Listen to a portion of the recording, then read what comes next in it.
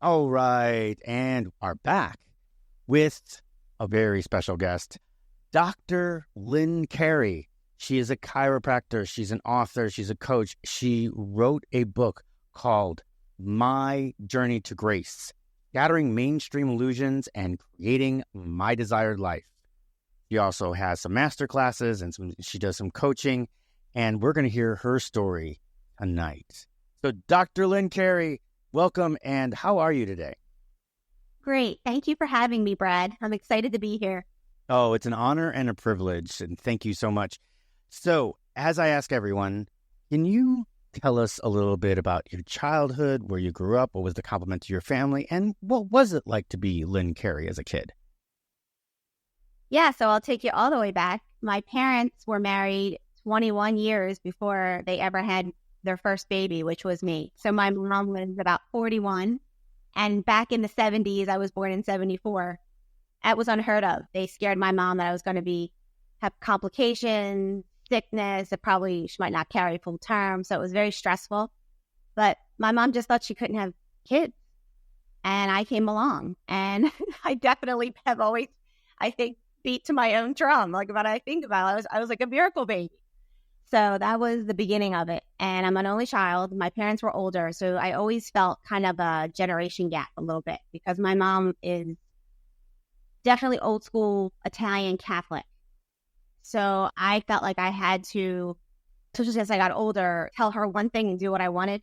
Just because I didn't feel like hearing all that yes in my ear about everything. I didn't want the judgment. It was always there. The guilt, the obligation, and the judgment was always there. You want to talk about guilt? I'm an only child from a Jewish family. You have not heard guilt. It's in the genes. Yeah. So I question things. My father lost a business. I think he was a failed entrepreneur many times by the time I came along. And I felt I think right when I was probably like 4 or 5 is when he lost his last business and he had to go take a job that he did not like. He was working a night shift at a bakery. So I think I took on that vibe. I didn't have to consciously understand, but I grew up where it's just like life felt hard. My mom worked all the time. My dad worked. My dad slept during the day. I just felt like his life force was gone. I couldn't say those words, but like he wasn't vibrant. And my mom just was busy all the time working. And I didn't feel like it was ever even right to relax. I became like, you just had to be working, just hard. So I was like A student, working my butt off in school. And then my mom's father had started a sub shop. I'm from Wilmington, Delaware, and it's pretty well known there. And everybody worked in the sub shop. So my mom worked in her office during the day. At night, she'd go to the sub shop. And it was just all this work. And if you were to rest or play or do anything that was not essential, it wasn't looked well upon. You were like lazy, no good, blah, blah, blah. So I always questioned, there's got to be more to life than this. Nobody questioned this. Like everybody was just busy all day long. But it was still hard. I didn't see joy. They talked like there was never enough, even though I had everything I needed. It was always that poverty talk, consciousness. And I just thought there had to be more to life. And then my father, eventually, he got sick when I was 11 and he died when I was 12. They say it was cancer. That's a whole nother story. I really believe it was broken dreams. It was a broken heart. When you're living a life that is just dread every day, you lose your life for it. So he died when I was 12, and I was just angry that he left me. I felt like he left me in hell. He went to heaven. In my religion, they talk about heaven being this utopia. I'm like, well, he went to the better place because I think we're living in hell. I truly believe that. So I had that going on, and then I would always question everything about life, and my mom would just say, this is the way it is, you'll see. And so eventually, within 2 years, maybe less than 2 years, I was diagnosed with scoliosis, which is the curvature of the spine. So right when I was going into high school. So my dad died when I was in 7th grade. Summer after 8th grade, I had scoliosis. And I found it. Like one waistline was gone. You're going through all these changes anyway. And I felt a bump in my back. I didn't have pain, but it just looked weird. Right. And so I told my mom. She brought me to the pediatrician. He said, we have to send you to the orthopedic, somebody who specialized in scoliosis. And I was already labeled severe. And knowing what I know now, the emotional causes is like you're being pulled in two directions. That's why your spine is going in opposite directions. I had that with my father in heaven, my mother on earth, my mother telling me this is the way life is. And there was something in me saying there has to be something more to this life, but this sucks. So I was diagnosed with the scoliosis, and I just did what the medical world said. That's all we knew. And I ended up having Harrington rod surgery, which is where they put the metal rods in your spine for scoliosis. And the surgery itself was a success, according to them. But I was in pain or sick all the time afterwards. I had it when I was 15. Like a year to the day of my surgery, I got the chicken pox, a really severe case, strep throat all the time. I had pain down my leg that I couldn't walk. That'd be on and off, but nobody could help me. So it was like this period of years where I'd go to different doctors and I kept saying, why do I keep getting sick? Nobody ever addressed the surgery, that they butchered your spine. Maybe that's why, but no, that's in their world normal. I went to therapy, physical therapy. It didn't help. Painkillers didn't work. Antibiotics, I think, just destroyed my system. The symptoms just kept getting worse. So when this is on top of, I already probably was depressed, like all this going on, especially like not having meaning in life, working so hard, working myself to the bone in every way, working. Yeah. So just stepping back just real quick. So first of all, you were saying that you're getting pulled in two different directions. So were you saying that your mom was like, this is life, but you were saying, no, there's more to it. And that was the duality that you were feeling? Okay. Just wanted to clear that up. That's just fine. Because it made perfect sense. It made perfect sense to me. And so you're talking about, so this had to be like what, 1990, 1991 when you had the surgery? Yep. 1989. Mm-hmm. And at that point, we're really that's a medical, like the healthcare was starting to boom at that point. So interesting that you had these rods. So and no one ever mentioned the fact that it might have been, they butchered your spine. Yeah, but maybe the rods? Because those are metal rods, right? Like metal. I ended up, I'm blessed in the sense that they took the rods out when I was 15. Oh, yeah, I had them for almost 2 years.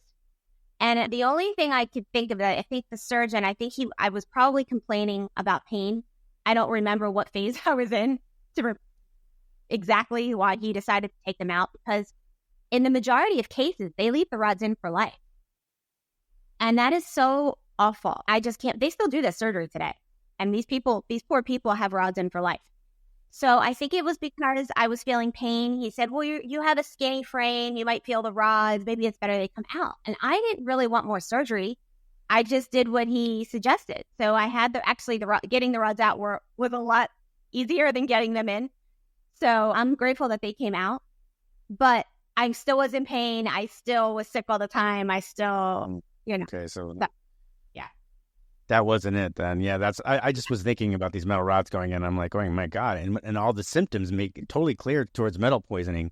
So that's what I was thinking about. But obviously that wasn't it. So it was something to do with the spine. So, all right. So you get the rods out. Now, how did you feel as far as okay, so you still feel like you're getting sick. But were you standing up straighter? Did your spine end up going back to the way it was? Nope. It's still crooked. I still have a bump in my back to this day. And they removed a lot of the spinous processes, which is all the tips going down your spine, because they wanted to fuse my spine. So my spine feels really weird if you touch it to this day. Huh. Interesting. But at that point, you still were getting sick. You still were getting strep throat and all that stuff, even after the rods came out. Then, okay. Run down, and I ate right. I was working out. I was doing things at that point, I think, just what most people do to try to get healthy is they go to the gym or they watch their diet. It was more of a vanity thing too, especially in my late teens. I would do all those things. And because I had a perfectionist thing going on. So I was working on all areas that I thought were proper at the time. But I just wasn't.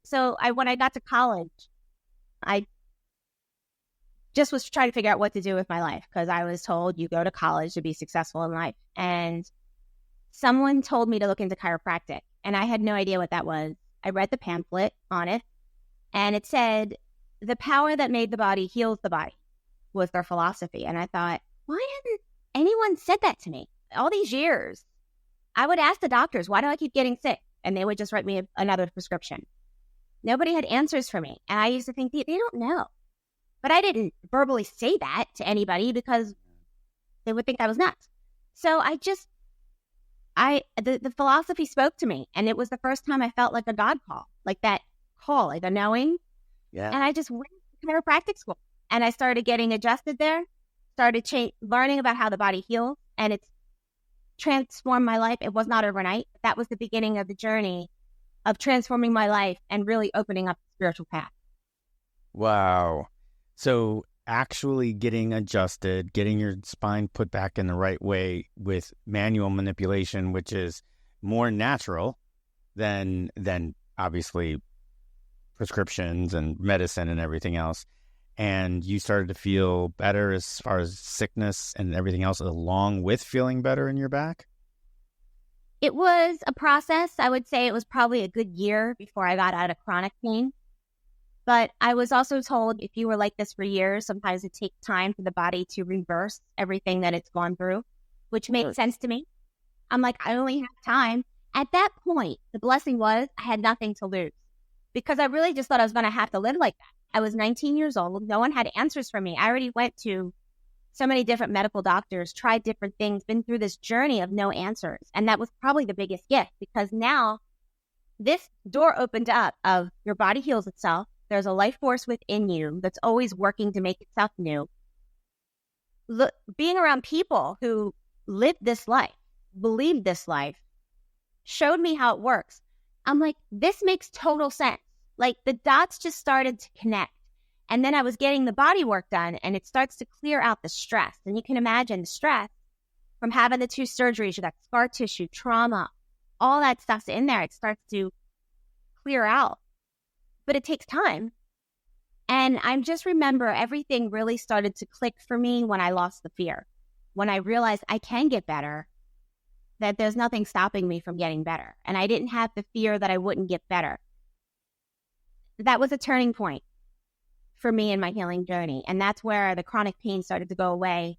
And I probably started to look at a little bit more, what's my emotional and mental connection going on stress-wise with the physical symptoms that I'm feeling. Wow. That's a great connection to make, especially at that time, right? Because now we're talking, 95, 96? Yep, exactly. Yeah, and that we didn't really have all the woo-woo stuff yet. There wasn't a yoga studio on every other corner. People weren't talking about, oh, you need to meditate every day. Obviously, we had the Buddhist teachings. That always helped, right? And that was a part of it. But not back then. It wasn't, you searched for stuff. It wasn't Right. like hitting you in the face like it does now. So that's really cool. What is the first thing you did to start looking into that connection, that emotional mindfulness connection?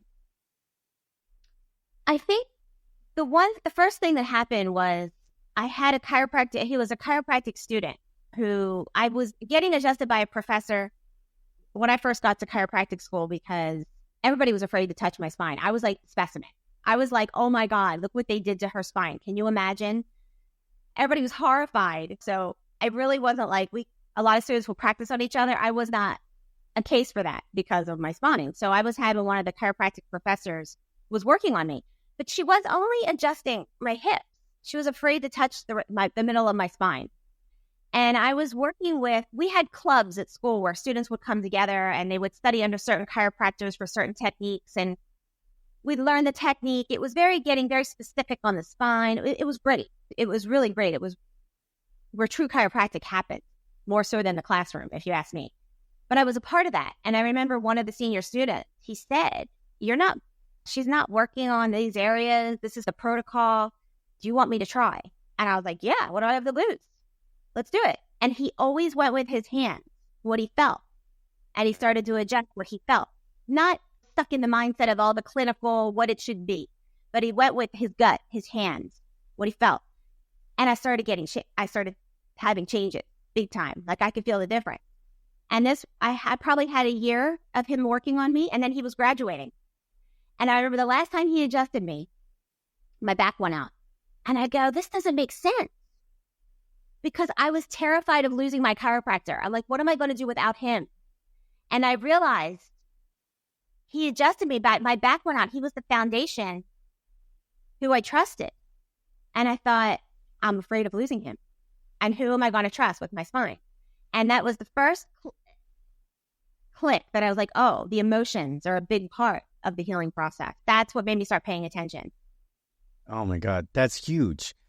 I just quick anecdote for myself. I don't usually do a lot of anecdotes on myself. I don't do an episode on my own. So I always just give a little bit every time. When I was in high school, I was injured, cervical injury during a wrestling match, right? So that's what started in Western medicine, went to the emergency room, blah, blah, blah, gave me medicine. And then they said, hey, well, you should try chiropractic. And at that time, so that was 82, 83, something like that. And no, I'm sorry, 85, 86, something like that. And chiropractors weren't known all that well, right? But I remember him, he's okay, you're going to just go down to your boxers, whatever, bring in shorts. And he did just that. It was all manual, and he would feel it. And then little pops, he would do my neck. And it was a process. And yeah, and I got better really fast. I started wrestling. After that, I started wrestling 4 weeks later. I got back on the mat.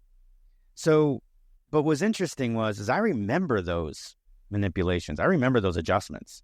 So later in life, when I started needing a chiropractor again, and I was almost searching. I had to go searching for someone that actually would do that, because most people, they would go bang, put me on my side. That one maneuver where you hold the shoulder back and you push down on the knee and you're twisted, and they go click, and then they go to the other side, click, do your neck, and you're done.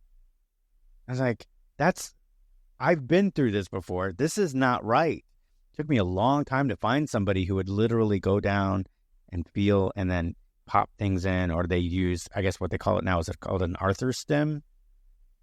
You know what that is? No, I've never been a fan of the equipment. I always like the hand adjustment. Oh, great. But what you're talking about. See, yeah. A lot of people don't know the difference. And that's why I'm like, you have to find a good chiropractor. My profession has a lot of crazy stuff going on in it. That's a whole, probably we could talk about, that's a whole other topic. But yeah, at least you knew what was good. Because what if you only had the second scenario first? You might be like, I probably won't do that again. I think about that. What if you had a bad chiropractic adjustment? You're like, well, that doesn't work. You didn't know to find the good one. Yeah, exactly. So just to step back for a minute, just to be clear, because I'd like to know myself. So first of all, where did you go to school? Where did you go to undergrad? I went to University of Delaware for 3 semesters, and then I transferred to Life University. It was actually Life College in Marietta, Georgia, and while I was there, it became a university. But I was able to finish my undergrad, and I got a bachelor's in nutrition there alongside of my doctorate of chiropractic. So, all right, just alongside so what is the requirements for a doctor of a chiropractic? 2 what did you have to go through? And then it's 3.5 years year-round chiropractic school. Okay, so it's 3.5 years. So it's just like medical school. So there's medical schools, like 3 40 hours a quarter. So it's not like people take 12 to 16 credits a semester. Ours is a quarter. Like it's full time. Wow, that's crazy. So after the 3.5 years, it's not like you can go put out a shingle, right? Now you got to do some sort of. Oh, that's what I did. Because I'm crazy. No, that's what I did, because I didn't like how other people. I wanted to bring chiropractic to my hometown. I'm like, people need to know what I know, but I don't like how these other chiropractors are practicing. I want to do it on my own. So I'm like, cool. But then I opened my practice, and I'm like, okay, no one told me about money or business. Now what? So that was a whole journey. Oh, I can imagine. Just the idea, so 3.5 years year round, because I thought, because some of the chiropractors out here, of course, that's old school chiropractic, right? But like a friend that I just got back, so he spent a year doing he spent 6 months doing internship. Then he got hired on there as like an assistant or junior chiropractor before he finally put out his own shingle. But yeah, I think that's incredible. But just the idea. So here it is. For all those people out there that think that chiropractic is not real, first of all, somebody that's been a chiropractic patient and became a chiropractor, that's first of all. But second of all, they go to school just as long, if not longer, than the original medical school. Yes, you're not required, or I don't know anymore, but when you were going through, you weren't required to do a residency, then a specialty, and all that stuff. But you're taught well enough that you can walk out of chiropractic school. We had clinic in that we were required to have so many hours it was part of our degree. Right. So we had that while we were in school. Now, during the clinic, were you hands-on? Mm-hmm. Yep.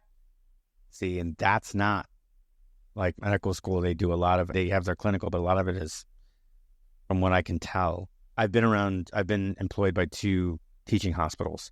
And a lot of times we're talking about like medical students still in the 3 years of medical school. They walk on and observe, not the residences or the interns. Those guys actually, they get taught to be and then hands-on, but it doesn't get like where you are 3.5 years and you're putting in the clinical and you're doing hands-on. It's like doing it both at the same time, which is really cool. Yeah. It makes it easier. Okay, so you put your shingle out in Delaware, and you're starting to get clients. Yeah. How did you? Yeah. And I refused to sell my soul. I would not do insurance. I would not, because I didn't want them to dictate what how do they want me to practice. I'm not diagnosing. I'm not prognosing. I'm not telling people. I am not one of those that you have to be here 3 times a week. You don't have to do this, that. I was like, how do you feel? I could give you a guidance. Like, it might take a little bit to start getting your body in tune with the adjustment, depending on how walled off you are, how not in touch you are. But really, I was like, you decide when you want to come, how you feel. I wanted people to be in tune with how they felt. I wanted them to start becoming their own best doctor. That was always my vision. And I did it for 18 years. But I just saw that a lot of people, I just outgrew the idea of practice, because I realized I wanted people to do the inner work. I can adjust you all day long. But if you're going to a job that you hate every day, if you're going to a bad relationship, if you're not working on the stuff that's eating you alive and in the brain, you're not going to have ultimate well-being. I don't care how clean you eat. I don't care how often you work out, get your body work done. If you're not cleaning up the rest of your life, if you're not following your passion, your joy, if you're not living your best life, what's the point? I get that. And I know you're right. And absolutely, 100%. And you started learning that with that dichotomy that you had, that you felt probably was the reason for your scoliosis. Do you see a lot of that in your practice? Did you find that like clients would come back, your repeat clients, or your heavier repeater clients, maybe your clients that did come see you 3 times a week, were people that were having issues at work or relationship issues versus the people that would come in once a week and they'd get it done? Yeah, definitely. There was definitely people who were on the wellness path and they would come in, but a lot of people would be like, oh, this symptom or pain or whatever it was just happened. And I'd be like, well, are you more stressed than usual? What's going on? I would just dig a little bit. And they were like, no, everything's the same. And then they would start telling me about their day. I was stressed just listening to it. And I thought, they're not connecting. That's become normal for them. That high stress life has become their normal. So of course their body's going to break down because they're not stopping. That's the only thing that's going to get their attention. To stop that rat race wheel, that light that's spinning around busy, to get their attention, your body's got to break down. That's pretty cool. That, like, just the thought of it, right, is... So coming from the athlete part of me is I'd go to the chiropractor and I knew it, like, right away. Like, he would adjust me. But I knew, because being an athlete and being a coach of athletes, I know that adjustment's not the end-all, be-all. You put me back in the place that I need to be. Now it's my time to go to work to make sure that I'm getting the muscles around that will keep me in that position, to where the next time I go to my chiropractor, go to you, then it's going to be, you have to do an adjustment, but it's a much easier adjustment because I've got the muscles in line.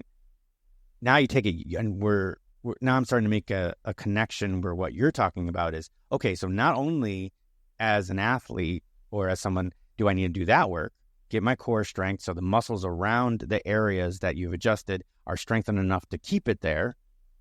But now I got my head that I need to keep it free of stress or stress-related relief, things that I need to clear out of my, let's call it the basement, clear out of my basement so that things can run cleaner and I can keep my adjustment that way as well. Is that kind of somewhere you're going with this?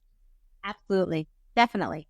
Yeah, I like that. I like that scenario that you gave. That's great. I would ask, why do some people heal and some people don't?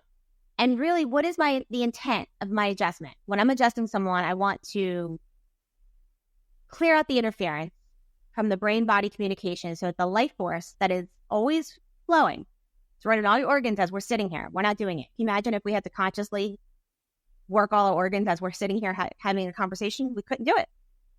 So your body's doing it, right? But why is it symptomatic, not working properly? What's going on? Maybe it is working properly, but sometimes if it becomes a chronic state of symptoms, what's your body trying to tell you? So I would say, what's blocking that life force from flowing?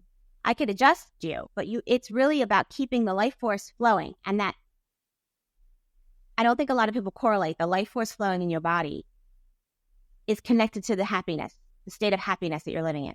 When you're joyful or excited or inspired, when you're inspired, how do you feel?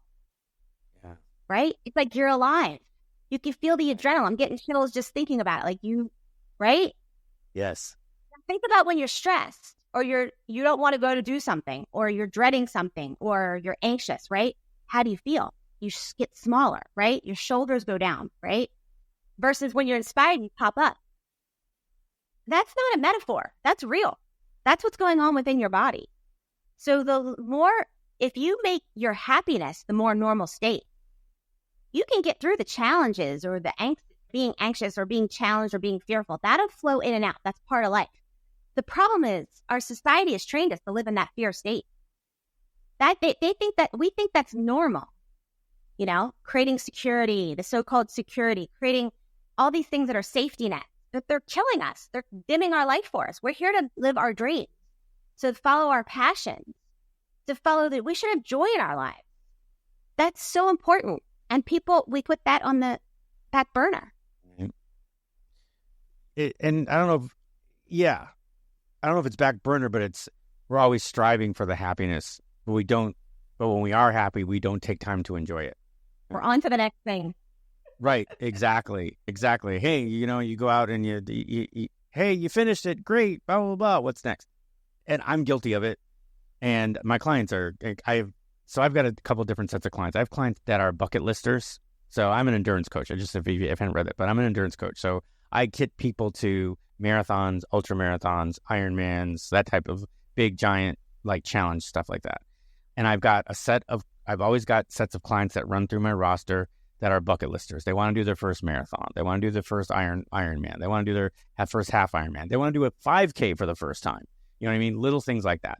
And they get there and they clock it off the bucket list, and then they're off the roster and they go on to whatever else they want to do in their lives. That's fine. And I think they might actually have a better idea than my habitual racers. So I've got people that have been on my roster 4, 5, 6 years because it's race after race. And I'm like that way as well. We actually call it the Ironman blues. So you train for a year for an Ironman. The first one you train for a year, and you get there and you cross the finish line. And then you're like, oh. And I remember my first one, I was like, okay, bucket list, it's done. I'll do the shorter stuff, but I don't want to do the bigger ones anyway. That was so we finished it on Saturday. Sunday morning, you're sore, you're feeling it. You're still feeling that, a little bit of that euphoria that you did this big thing. You crossed the line, you finished your goal. You did what you set out to do, and you're still feeling it, and you're still like, okay, bucket list, fine. Monday comes around, you get home, you travel on Sunday, get home on Monday, and you're still cleaning stuff up, you're still reveling in it a little bit, but things are starting to wind down, and then now you've gone 2 days, and you're like, bucket list. And then all of a sudden Tuesday morning you wake up and the alarm doesn't go off because you don't need to get up because you're done. You don't have to train. So you don't wake up. And now all of a sudden by Wednesday, you're like, I got no purpose. You get what we call the Ironman blues. So all of a sudden by Wednesday, you're like looking for another race. But more should be happening is we should be extending that happiness and enjoying the recovery and enjoying it and just reveling in it and feeling like, hey, it's not that I don't have a purpose. But take the time to celebrate that. And I don't think a lot of people do. No, I think it's about getting in touch with the peaceful side of life too. Just the little joys of, excuse me, having time to wake up because you don't have an alarm clock in the morning. Enjoying your coffee or tea in the morning and just seeing the sun come up, or that the sun is up, but you could take a walk, or like little things like that. To appreciate those small joys in life too. I think that's part of it. So, all right. So you spent 18 years as a practicing chiropractor, right? So, and you did a little traveling during that time or afterwards? Yeah, I did. I went on a couple mission trips with other chiropractors. We brought chiropractic to Brazil and India. And it was just really cool because it really showed me the energetic side of it, the spiritual side of it. We really tapped into, it's hard to find words really to describe.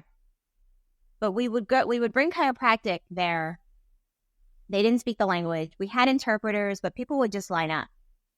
And we would just be adjusting people all day, just palpating the spine, adjusting it. So it was just this huge energy that we were working with, and the vibration became very high. And this was part of me finding that bliss state within, because I had that experience where the endorphins that people feel like after they ran the marathon that you were talking about. We had those highs after adjusting people, right? It was like we were just high on life. It was just this bliss vibe.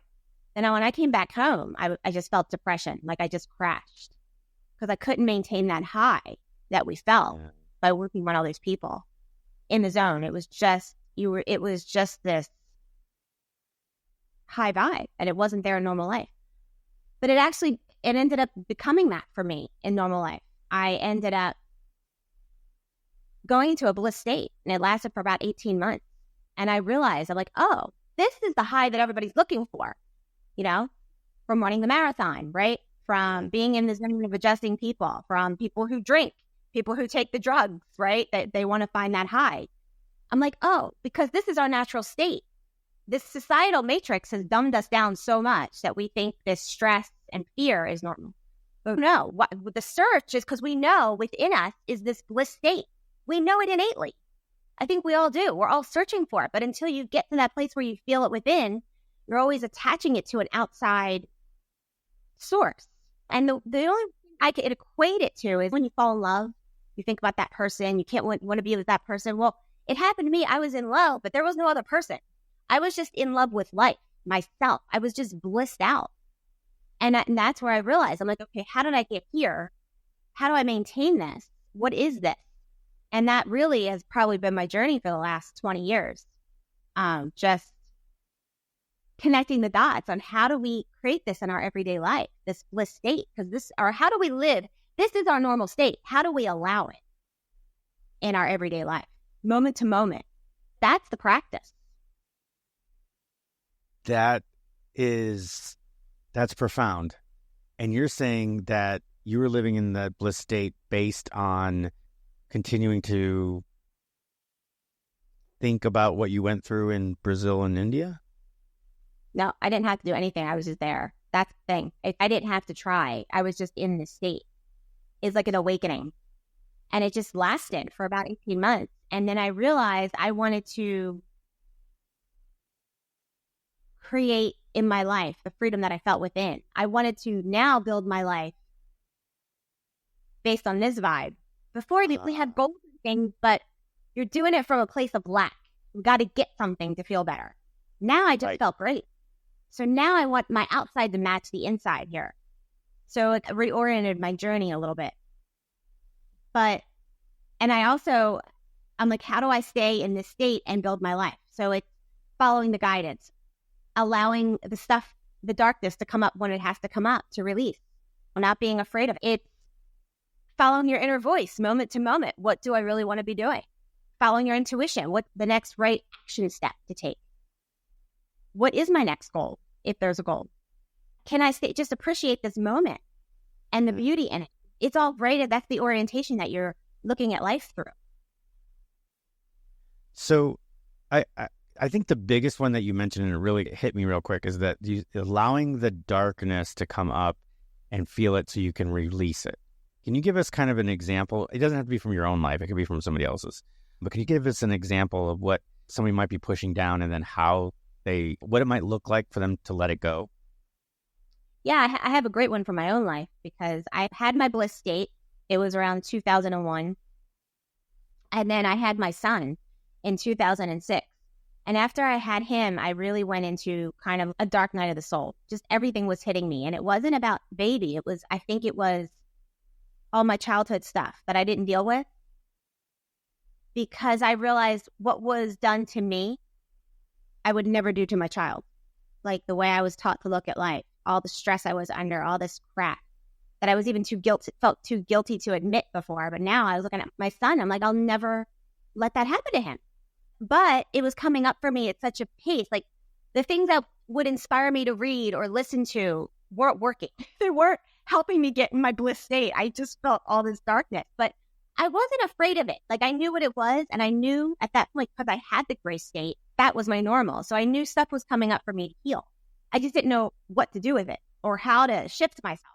But I waited for the guidance. I remember reading, I think it was Jack Canfield's book. He talked about, it was like The Laws of Success or something, but that book wasn't even hitting me at the time. I had it, but it was something that he mentioned. He said there's the Sedona method to help release the darkness that you can't let go of. And I ordered that course right away. It was like CDs and a book at the time and a work. And I remember investing in this course. It was the Sedona method by Hal Dwoskin. And I remember doing it for a few minutes, 20 minutes every day for 6 months. And all he would do is ask you questions. Can you allow this to come up right now? Can you feel this right now? Are you okay to just be with it right now? Can you let it go just for now? Just simple questions. And I would do that every day. And it started to help. But I mean, I did it consistently for about 6 months, I remember, until I felt, oh, okay, now I'm back to my happy self. Now I can listen to my inspirational stuff again. It moves me again. But I thought, how key is that? People, we need, because I think a lot of people get stuck because they're afraid to feel the dark feelings because they think they're going to overtake them. But they have to come up. If you really want to be clear and become who you need to be, they're there to, I don't know if you want to say teach you something, or there's an awareness that comes from being in the darkness so you can really understand the light. If they're not bad, that's how we create as humans. We need the contrast. So we can't avoid the darkness, but it's just that we've been living in so much of it that I think we feel strangled by it. So there's something like that. It was so simple to sit with every day, and it helped so much. I think what you were talking about, so you said that we live in it every day, but I think that's like more external, the stuff we live through right now.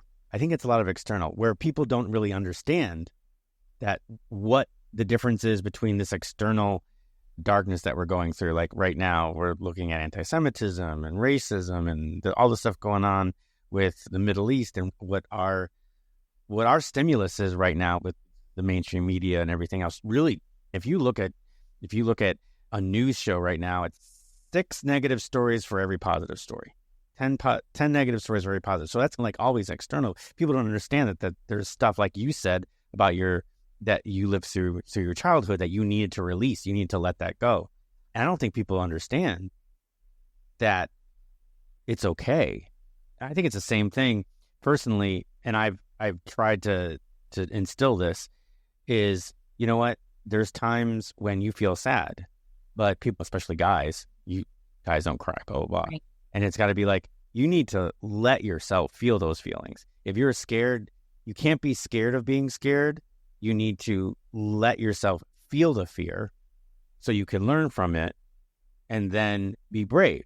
Is what is bravery? Bravery is courage in spite of fear. So we need to allow ourselves to feel it. It's okay to feel it, but let yourself feel it. Because if you let yourself feel it, it'll go. If you're afraid to feel it, it stays with you. And I think that's what you're talking about, taking the darkness and allowing it to release. Am I on the right track? Yeah, right on track. Perfect. If you're angry, let the anger out. Now, I just think that there's creative ways of going about it.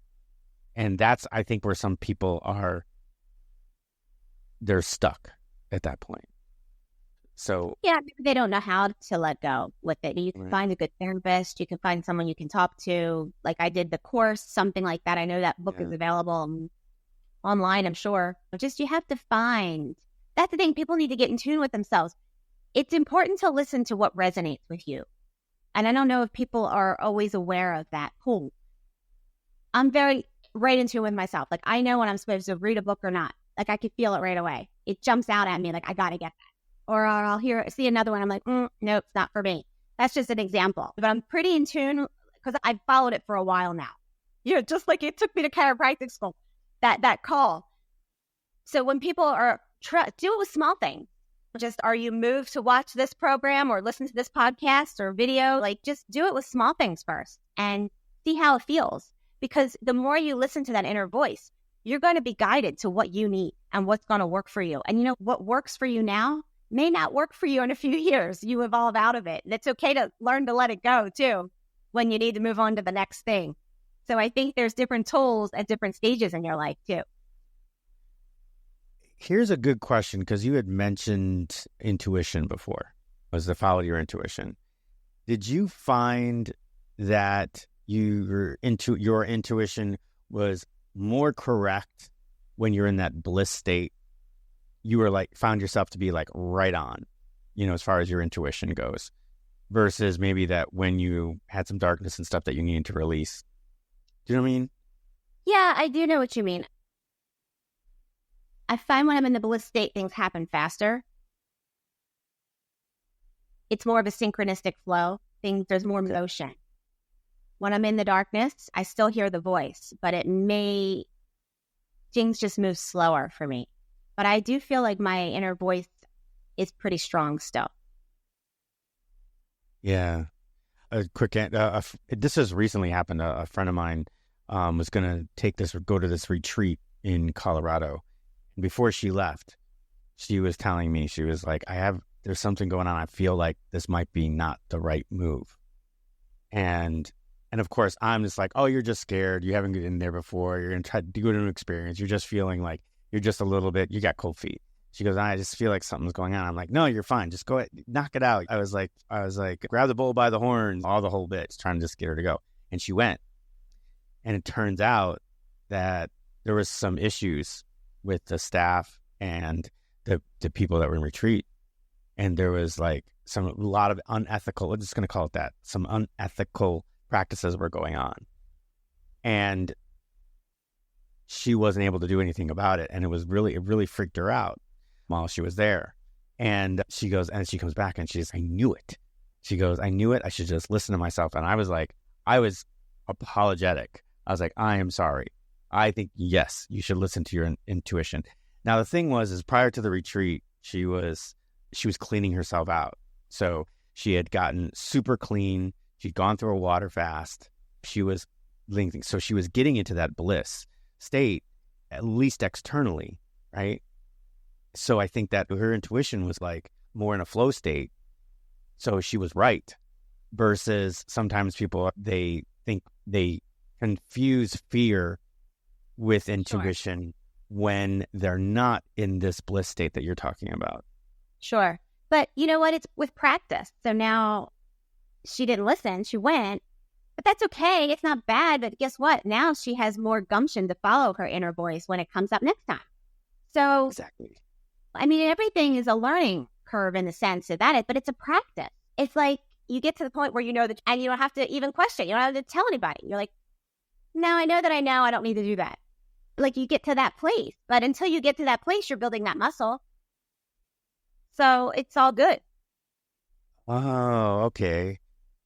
I get it. I get it. It's conscious competence, right? It's you need to practice what you know, right? So you can get to unconscious competence where it just happens. That's right. Nice. I love that term. Actually, yeah, it's something that I talk to my cross-country kids about. I'm like, hey, listen, you're just getting started, blah, blah, blah. You're building your fitness. But there's things that you need to learn. And there's 4 states to learning. You have unconscious incompetence, meaning that you don't know what you don't know. Then there's conscious incompetence. Now you know what you don't know, and you got to start practicing it.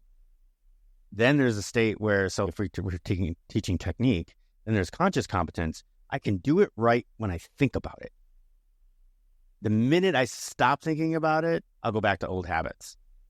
But when I think about it, I can be right on the nose with that technique. And then when they get to unconscious competence, now they can do it without thinking about it. Now when they run or they're doing this technique, or if they're in the weight room and they're working on that one move that they've done thousands of times, and then now they're going to be perfect form because it's unconscious competence, muscle memory. I see where you're going with that. That makes perfect sense. We have to practice that blissful state. can I tell you now, it's unconscious competence for me now to look for my bliss. Now I realize if I'm not in a peaceful, and I'm not saying I have to be wigged out happy, just peaceful, right? Right. In my zone, going about my day. Am I even doing my little to-do list easily, or am I pushing through? I can feel the difference. And my normal is to be in a happy state, to find my next thing. And when I'm not, I'm able to check in real quick before I have to get down into the symptomatic, got sick, stressed out, everything's going wrong. I don't have to go that extreme anymore for me to pay attention. So if you just pay attention to just when you feel off in the moment, you can realign yourself where you know what you have to do to get back on track. Even if it's just to rest in the moment, to give yourself a breather, then things become more clear and you even become more productive because you got centered first. So that's that moment to moment. That should be our normal state of being. What's your go-to? You start to feel a little off. What does Dr. Lynn Carey do right immediately when you start to feel off? Mine is to definitely just stop. I stop when I can, or take the breather. I might not be able to do it always in the moment if I'm in the middle of something, but as soon as I know I need to, when I'm done what task or whatever I'm doing, I need to stop. I need to just regroup. And I can just be for a little bit. And then usually I can recenter myself. Just whether I relax for the night, or if I sit and have a cup of coffee and just chill for a little bit, it's usually I have to just stop. Because I'm wired to get things done and to have to be held accountable. These people who have to be held accountable, that cracks me up. I'm like, I don't know how to rest until I get everything done. So for me, I've learned to stop before I get everything done and check in with myself. And then I'll continue. So that's usually my practice. But it's usually just stopping and resting. See, that wasn't allowed when I was growing up. You know what I mean? That wasn't really looked high upon. It was getting things done was where I got the praise. So I had to learn to make it. I praise myself now. Okay, look, you're taking it easier on yourself right now. Good for you. Makes sense. Yeah. And everybody could have something different. That's right. My thing is that I think that we're looking for all this external right now to find that bliss. And, obviously social media, right? You put out a post, now you're going back every, the kids at least, they go back and they're like, oh, wait, who liked it? Who wrote comments? Who did this? Who did that? And when every like, they get a little dopamine hit. Oh, that's bliss. It's not a steady state of you just being peace within yourself. It's a dopamine hit. That's what social media has come to right now. People don't even realize that. Some people get their anger out and they get a shot of dopamine when somebody replies to them to say they agree. Now they get a dopamine hit. Oh, that's bliss. No, it's not. I remember the last year in chiropractic school, I had found purpose with chiropractic, which also was an awakening for me. I'm like, oh, at least I like what I do. I really believe in, look how it changed my life. I want to change other people's lives. That was a big high for me. But I was very stressed out with the schoolwork and taking the state boards and the national boards and all this stuff. And I thought, okay, so I am a chiropractor. When will I be happy? what is happiness? I really started questioning what is happiness. And it wasn't until about 3 years later until I went into that bliss state where I'm like, oh, this is what everybody's looking for. So you can't be hard on yourself. You just ask the question, then do what comes up until you have you can't force the awakening. I can't make you have that feeling. It has to come on organically within you. But if you are open to just asking the question, I believe you're shown what happiness is. Like that peace, you're peaceful. You're not searching for the outside. It's the inside, and then you can create your heaven on earth because it's coming organically. There's that's a difference, right? Like we have this keep it up with the Joneses. We got to get the right job, the marriage, the house, the kids. They're all external. It's not that they're bad, but if they're coming from a place of I'm going to be happy then when I get them versus let me find happiness. And now that I'm happy, let me create my life. I think it's two different orientations. But it's just about starting to ask those questions. What does true happiness look like for myself? That is a great question. And even I can't answer that. I don't think I can still answer that. I'm a couple years older than you, but I still can't answer that question. What does true happiness look like? But I'm willing to search and find it. And I think that's the whole thing is allowing yourself to try new things and find out where that happiness is. And that's, yeah. And it might even come from things that you're not quite attracted to. Like I'm not attracted to breath work and I've never tried it, but maybe if I did try it, maybe it would open up something that would allow me to find, all right, what does my true happiness look like? And I guess, yeah, I just came off of a 2-week Mediterranean cruise. Yeah, I just got back last Sunday and I was not thinking, of course, electronics and Wi-Fi sucks on a freaking boat and then the whole bit. So you're forced to detox, the digital detox. You can't do anything. And so it's like you got to travel and I've got so many pictures of landscape, pictures of water and castles and stuff. And you know what? If I think about it, that's where I was always smiling. I was always like, I was just in the moment taking in these views of this blue water with this wonderful architecture that I've never seen before, except in pictures. And here I am in the same place. I did the old picture with me put my hand here and holding up the Leaning Tower of Pisa. I did that whole thing, and that was fun. That was a blast. Now that I think about it, I think that's a stepping in the right direction because I'd never done that before. But we were on this, it was an amazing trip. I suggest anybody gets a chance to do these Mediterranean. We were in like 9 different ports, and it was really incredible. But I can see that now that I think about it. When I'm didn't think about work, didn't think about money, didn't think about what was going on at home, didn't think about when I was just in the moment, just enjoying what was around me and not thinking about anything else. Can I give you this is what came to me when you were saying this, because that cruise sounds fantastic. It sounds amazing. And I don't, not to belittle that at all, but I'm saying you can take that. You've just taken those landscape pictures, right? Blissed out, like in the moment, and do it just around your neighborhood and start to look at things around your neighborhood. Not that you're not going to think about your daily and your money and the job and all this stuff. You're going to think about that. But there's going to be moments where you can just take 5 minutes and say, let me look at, did I ever notice those flowers? Did I ever? Because that happens to me naturally now. Oh, really? Yeah. And I'm like, it's there. It's there all the time. That grace is there. Huh. It doesn't have to be hard, but just taking those 5 minutes and saying, let me appreciate what's in my, I took that for granted all the time. Look at those beautiful flowers, or look at that little animal that's in the yard, or something and just be there for a second. That's it. That's the same state you were in that Mediterranean cruise. You know what? I am going to do that. I am definitely going to. I think that's a great idea. I'm going to take your advice on that, Doc. Just getting back, so you said, so you opened up your practice in 2001, did you say? 1998. 1998, you opened up your practice. So 2008, and so to 2018? No, not 2018. 2016. 2016. Did you close it? Did you sell it? Did you continue? Yeah, and I moved to Miami because that was my dream.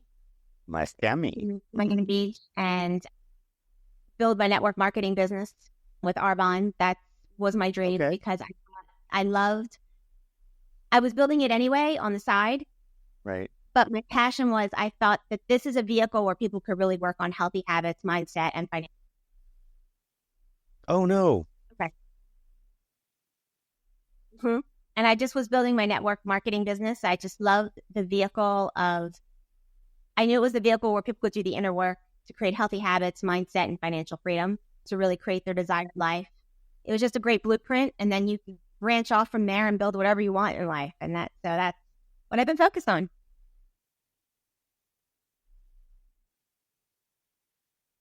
I saw that. So I think did this air? Okay. Well, that's fine. We can just pick up where we left. Okay. Yeah. So let's go back. So you said you moved to Miami. Rich dad, poor dad. But the same thing, it's just like chiropractic. You could have two different experiences with two different chiropractors. And I feel like that with any profession. And that's what happens with the network marketing profession. I feel like you have to find your people, your company. It's the same thing with you got to search it out because there's good and bad in every profession. And that's what I've come to realize. I've heard both sides of the story as far as network marketing goes. People feel it's a scam, and then some people made a lot of money from it. Well, what's his name? Buffett. Warren Buffett said, if he ever had to do it again, he'd go back and he'd build a network marketing business. Yep. Wrote it in 2020. Robert Kiyosaki said the same thing. Reading a book, but whenever because you just keep it because it's residual income. Really anyway, but that's I didn't like what was happening. I knew it wasn't right. I knew it wasn't about health. It was about losing our freedom. So I thought there's so much fear mongering going on right now that if I could share my inspirational story of how we heal, I thought maybe the world needs to hear a positive, inspirational story more than ever. I just wasn't finished writing my story. I was still building the financial freedom part for myself. Fantastic. Excellent. Maybe I would so later. You wrote My Journey to Grace. So down from and I just thought it's time to share. So I just wrote it and I just followed it. I'm always following things blindly. I just figured out how to self-publish and do it. But I wrote it because of that. That I just felt like it was the time. That 2020 really derailed me, what I was doing. And I just thought it's time to speak up and share my story. Yeah. Right. Right. Yeah, definitely. With it, right? I think that's great. Don't get me wrong. We had a lot of books that came out of 2020 because people were sitting at home. And some people, I feel like there was three types of people. People went into a depression. People that just said, well, I'm home and I don't have a job or I'm not able to do my job or whatever. So I'm going to get super fit. And then there's people that wanted to learn something and be productive. So yeah, the people that be productive, learn something, write books and the whole bit. So there's a lot of great stuff that came out of 2020. People that took it as I wouldn't say it was positive, but as a time when they can, a time for them to get something done that they weren't, no, a lot of times they didn't wallow in it, which was, it was great. Because that is a big year for me too. Cause I actually was out of work at the same time.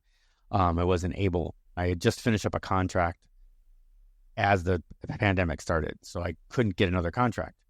So, but so I was able to, I learned. Post little blurbs on there, how to live your best life. It's just Dr. Lynn Carey, and also on Instagram. But you wrote a book. I try to stay pretty and current that on there book, too. Again, My Journey to Grace, Shattering Mainstream Illusions and Creating My Desired Life, is on Amazon by Dr. Lynn Carey. And I'm going to put it looks like it's legit, not a spam. Show notes. She also has a website, creatingmydesiredlife.com, and where you can find more about the book and about her. And we'll also link that in the show notes. Great. And as far as the Instagram goes, do you mind people flooding into your DMs, and do you pay attention? I love talking with you, Brad. Thank you for having me. It was an honor. Yeah, legit. Right. Exactly. Exactly. Okay, good. Good, good, good. Because a lot of my audience said, like, hey, if I have a question about something, and just love, people love to slide into the DMs and want to ask a question. Great.